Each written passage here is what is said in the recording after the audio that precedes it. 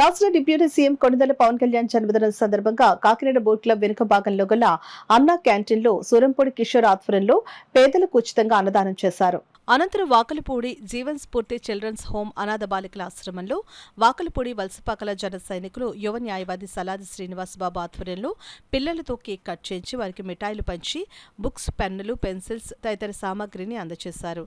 ఈ సందర్భంగా సలాది మాట్లాడుతూ నిరంతరం రాష్ట్ర ప్రజల శ్రేయస్సు కోసం శ్రమిస్తున్న అలుపెరిగిన నాయకుడు కొణిదెల పవన్ కళ్యాణ్ జన్మదినం అనాథ పిల్లల మధ్య జరుపుకోవడం చాలా ఆనందంగా ఉందని అన్నారు.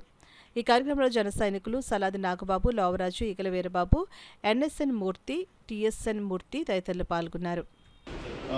పరబ్రహ్మ స్వరూపం అని చెప్పి వారికి కూడా వెళ్తున్నాయి.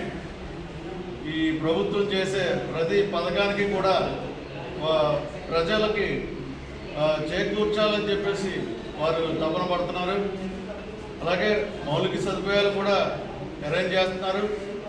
ఈ రోజున పవన్ కళ్యాణ్ గారు పుట్టినరోజు వేడుకలు రమణయ్యపేట కాకినాడ రోడ్లలో ఇక్కడ ఘనంగా అన్నా క్యాంటీన్లో జరుపుకుంటున్నాం.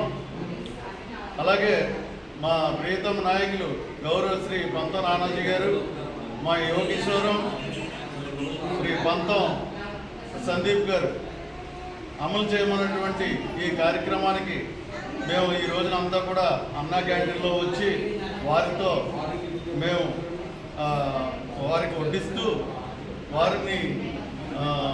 వారితో పాటు మేము కూడా పాల్పంచుకునే జన్మదిన వేడుకల్లో నేను కూడా పాల్గొంటూ ఈరోజు అన్నా క్యాంటీన్లో అన్నం సప్లై చేసే కార్యక్రమాన్ని ఏర్పాటు చేశాము.